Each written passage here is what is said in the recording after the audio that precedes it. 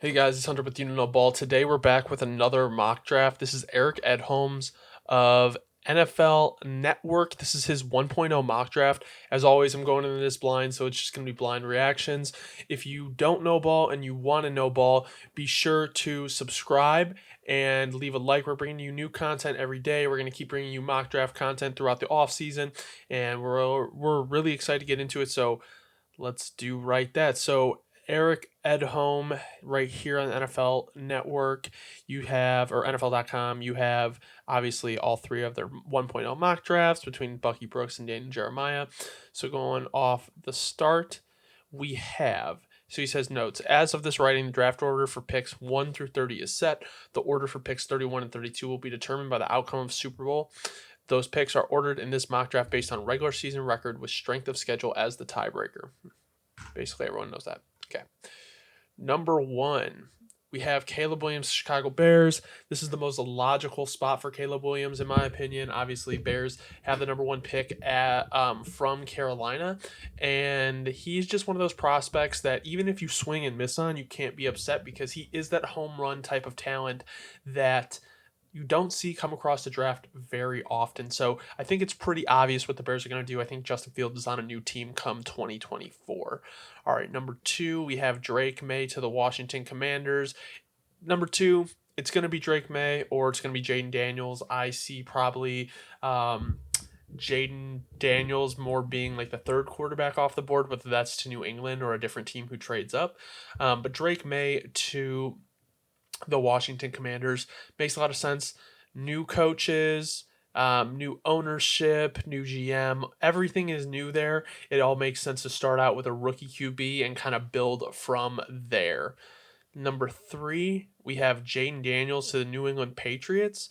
Yeah, I mean, I could see them going wide receiver here. Jaden Daniels is kind of the third unanimous, like third quarterback off the board, I guess. Depending on your own rankings, you can have like a Bo Nix or someone like a Michael Penix. But I think Jaden Daniels, with the year he had at LSU, has really kind of secured that QB3 in the draft. And the Patriots need a quarterback. I think, honestly, in my opinion, and I've said this in my past videos, like the Patriots need to do a better job of building up that offense before they insert a rookie QB because, we've seen what happens when rookie QBs get placed into bad situations where they don't have help, they don't have the coaching staff, which I don't really love all the coordinators that they hired in New England.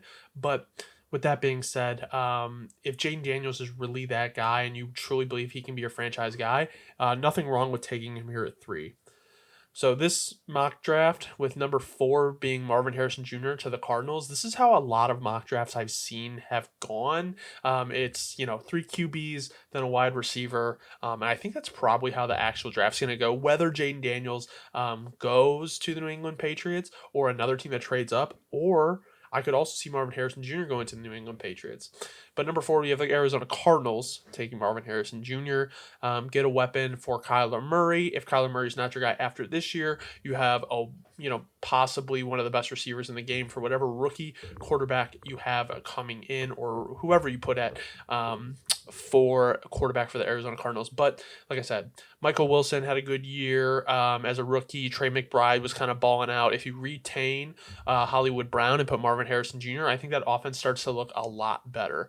Number 5, we're going to go to Brock Bowers with the Los Angeles Chargers. So this is probably the fan favorite pick. I don't think it's a bad pick whatsoever. I think it's actually a pretty good pick because if you look at the 4 teams that were in the NFC Championship, Mark Andrews, George Kittle, Sam Laporta, Travis Kelce. They all had a stud at tight end, and Brock Bowers can be that person with Justin Herbert. I also think you could go tackle here. I think that would make a lot of sense to pair up with Rashawn Slater, but Brock Bowers to 5 seems to be like kind of the Chargers fans' favorite pick to go there at 5. Number 6, we have Malik Neighbors to the New York Giants. This is what happened in our last mock draft, I believe, mock draft reaction, I believe, and it just makes a lot of sense if you really think about it. Like, they don't have weapons on the outside. They really need like that dominant number 1, and they haven't had in a really long time. So give someone to Daniel Jones or whoever is going to be playing quarterback for the Giants, and they'll be in a lot better shape than they are now. Give Brian Dable someone to scheme open. Number 7, we have Joe Alt to the Tennessee Titans. I really like this pick because I think pairing him with Peter Skronsky, you're starting to really build those trenches for the future. And I think when you have a guy like Skronsky who, is a very like high floor guy, I feel like that's the same thing you get with Joe Alt. So it's like you're taking like very important positions like very early in the draft, but you're also taking guys that like have a very, very high like chance of hitting. So it's like even if they're not like, let's say, a top 3, top 5 guy, you definitely have a top 5 guy or a top 10 guy on your O line. And that, in my opinion, when teams are doing rebuilds, that's what you do. I think you take the swings when you're like a couple pieces away. And it's like, okay, this guy could really like excel us and put us over the top.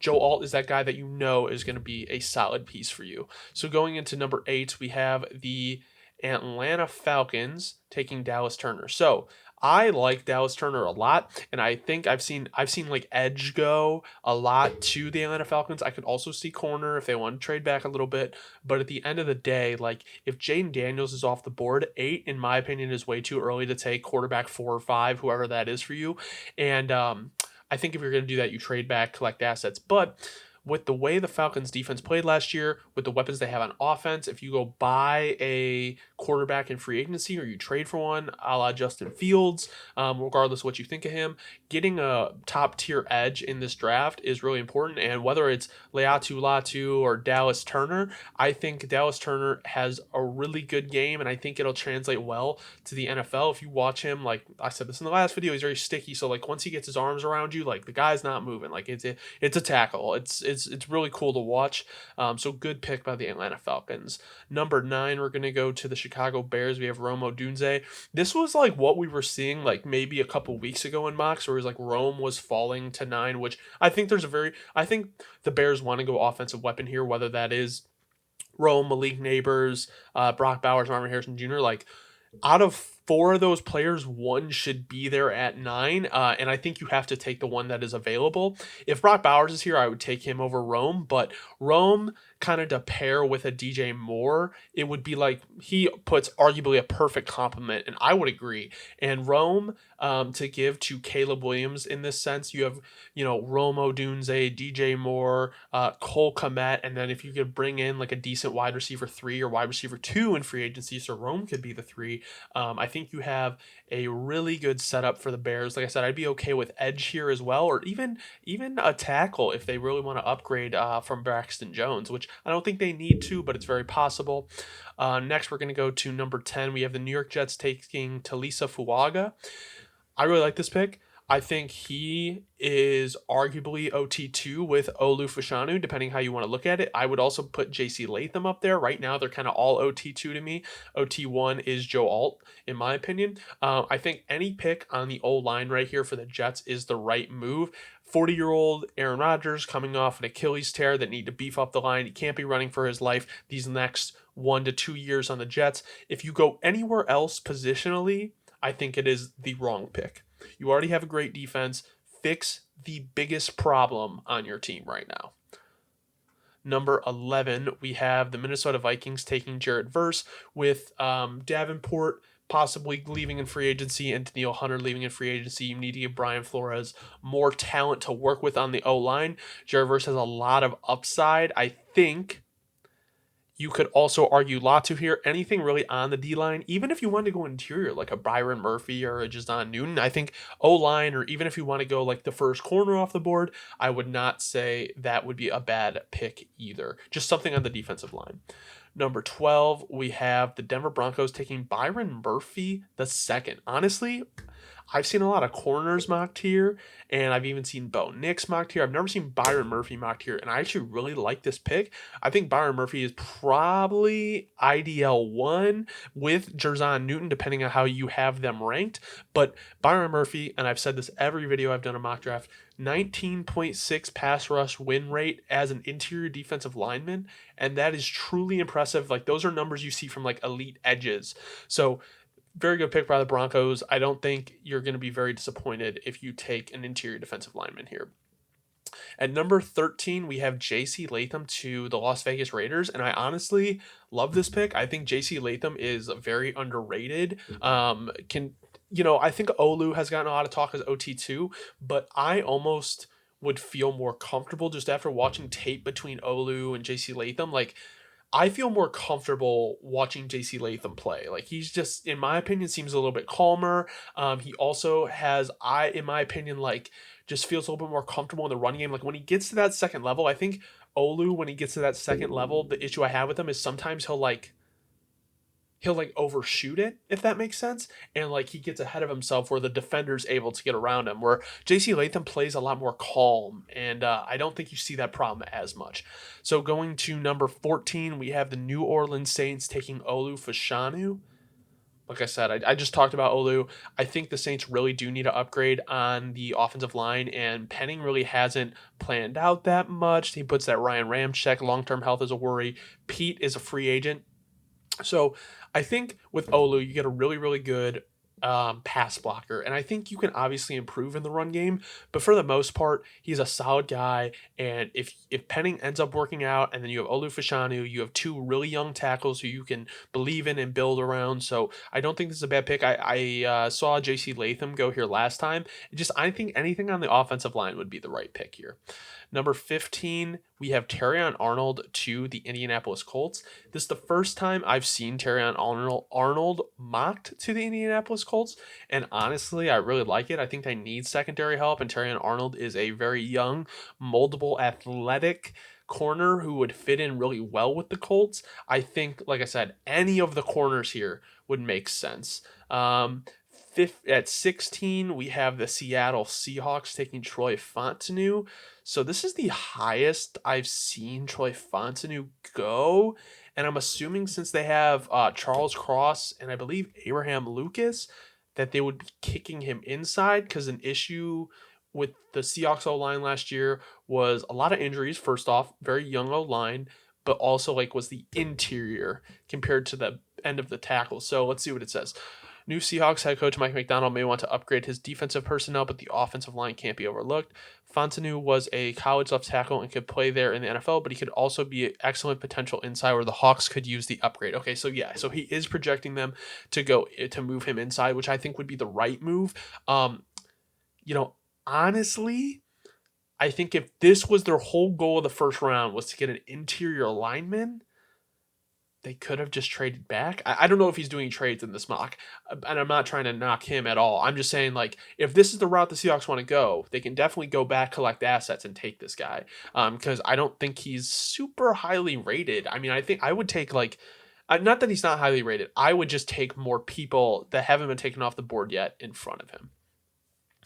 At number 17, we have the Jacksonville Jaguars taking Laiatu Latu. So I believe Josh Allen will probably get franchise tagged, but if you don't plan on keeping him, because they already do have Trayvon Walker, Latu would be a great pick here. I think there's a lot of I don't think the Jaguars are horrible in any area, but I think there's a lot of holes that need fixing, and Latu would definitely help with the pass rush. In my opinion, he's him and Dallas Turner are 1A, 1B for the edges for me. I just think they have different play styles, but I do really like bringing an edge to the Jacksonville defense here. And Latu being edge 1, edge 2 at 17 is a good pick.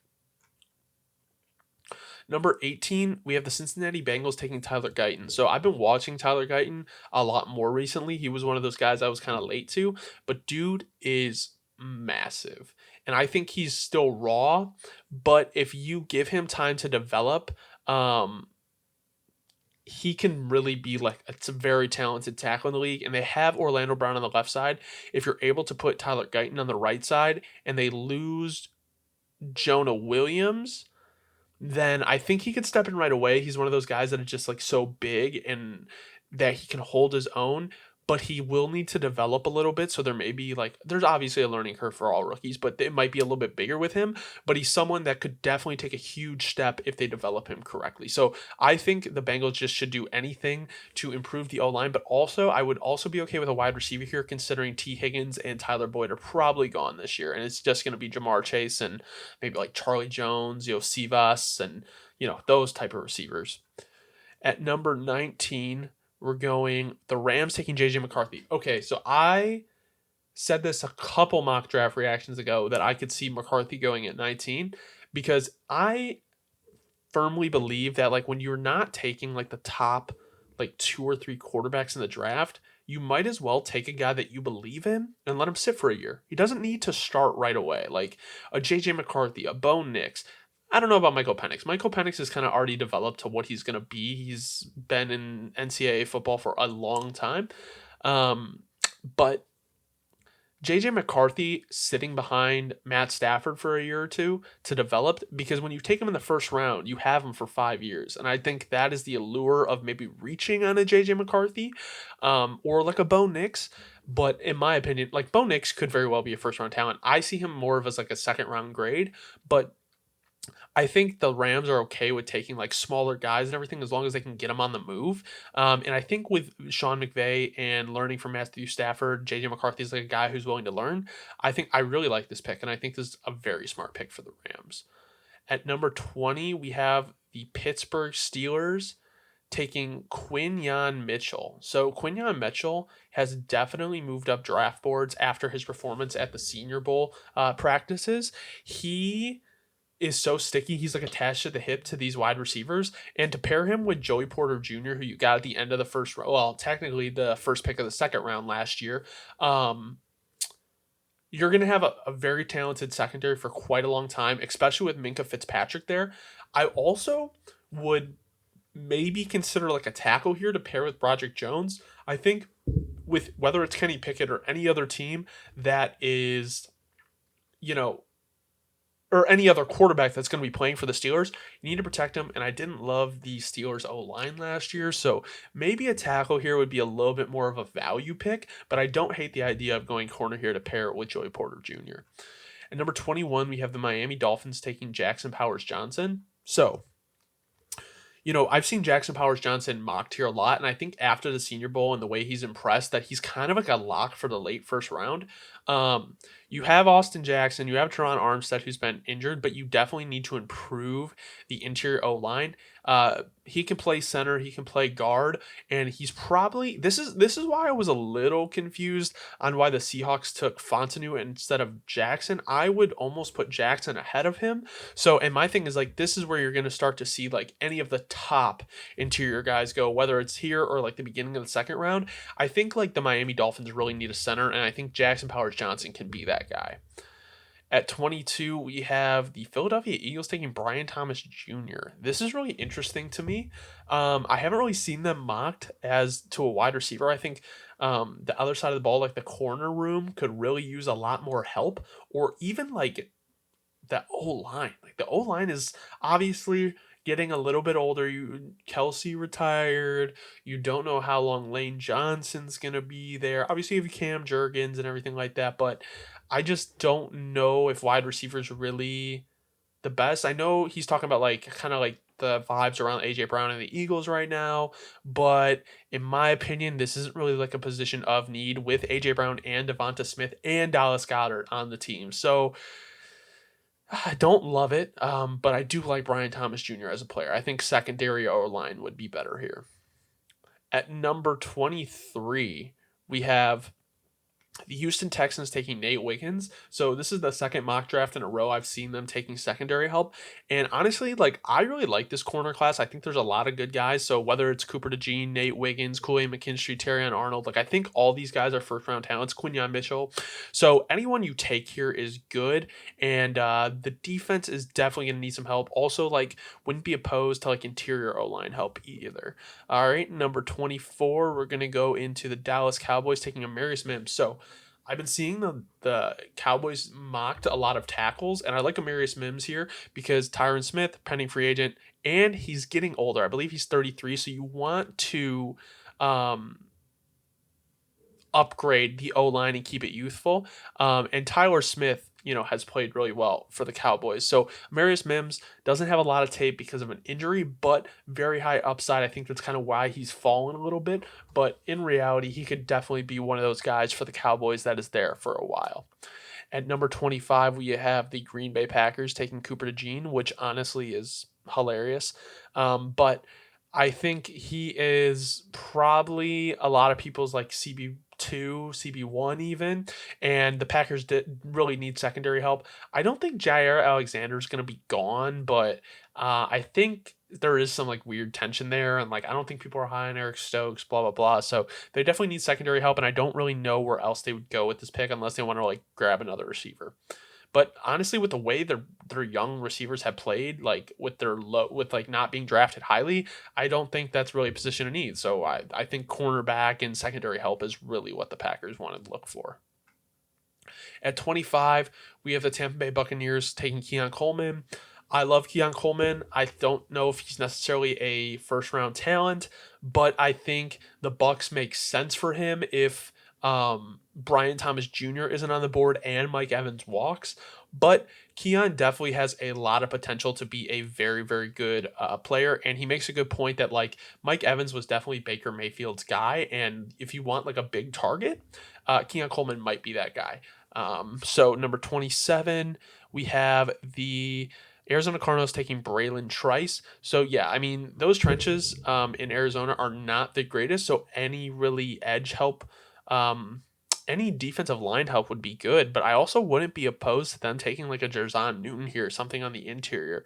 Braylon Trice, depends how you feel about that Washington defense. As long as it's trench help, though, that is the most important thing for the Arizona Cardinals. So positionally, not a bad pick. At 28, we're going to go Troy Franklin to the Buffalo Bills. Okay, so I really like this pick. I think you really need to add as much weapons as you can to this offense. Like, you've ran the Bills back like 5 years in a row, like basically doing the same thing. And it's like, I think at this point, like the defense can only be so good, and the offense, as good as it is, needs to somehow be better. And I think if you add Troy Franklin to this offense outside of, next to Stephon Diggs, and even go get like maybe like even a Mike Evans in free agency, like if that's going to be the case, like you have a nice receiver room, and like this could be your year to go do it.